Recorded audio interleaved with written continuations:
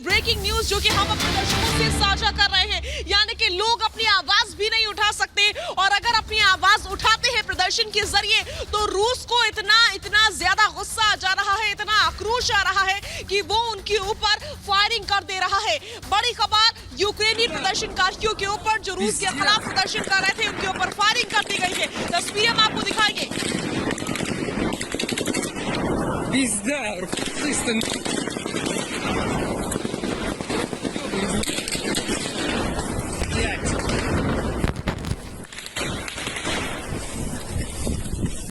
Домой! Домой!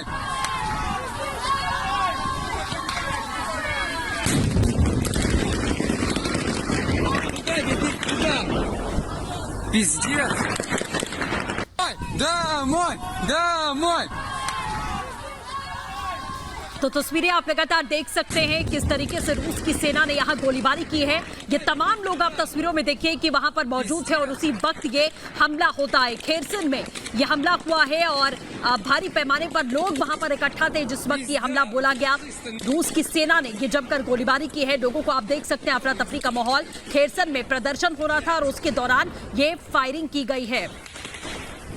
ये फायरिंग की गई है। आपको बता दें, तस्वीरें भी आप देख सकते हैं, रूस की सेना ने ये गोलीबारी की और उसके बाद ये तस्वीरें आपके सामने है कि खेरसन में प्रदर्शन हो रहा था जिसके बाद ये फायरिंग रूस की सेना की ओर से की गई है।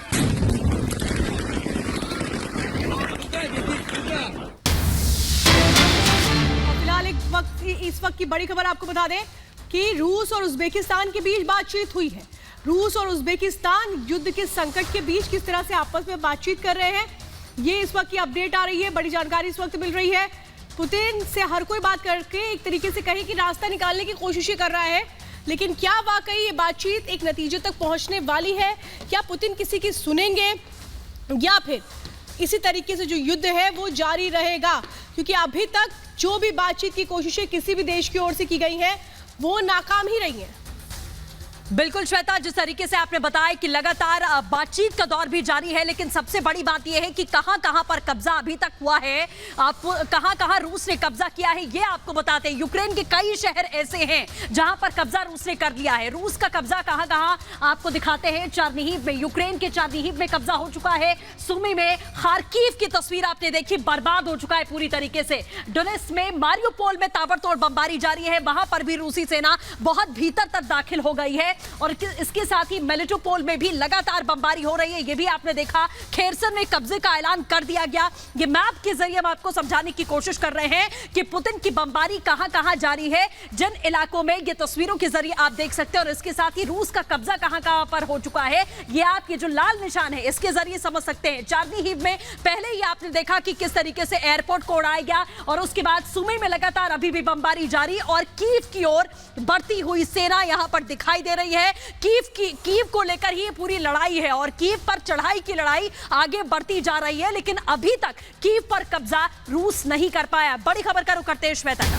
और एक और बड़ी खबर कीव से आ रही है, जहां पर एक के बाद एक हम तस्वीरें दिखा रहे हैं कि किस तरह से रिहायशी इमारतों को निशाना बनाया गया है। कीव के जो मेन पॉइंट्स हैं उनको टारगेट किया गया है। आज हमने दिखाया था कैसे एक मॉल को भी निशाना बनाया गया, इधर ध्वस्त किया गया था और देखिए सिर्फ और सिर्फ उजाड़ कीव नजर आ रहा है। मलबे के ढेर में तब्दील होता हुआ ये कीव शहर नजर आ रहा है जो राजधानी के तौर पर जाना जाता है यूक्रेन की। अब आप अंदाजा लगाइए कि अगर राजधानी में इमारतों का ये हाल है तो जो बाकी शहर हैं, जिन 10 शहरों का हम लगातार जिक्र कर रहे हैं, उनकी स्थितियां और कितनी ज्यादा संकट भरी होंगी।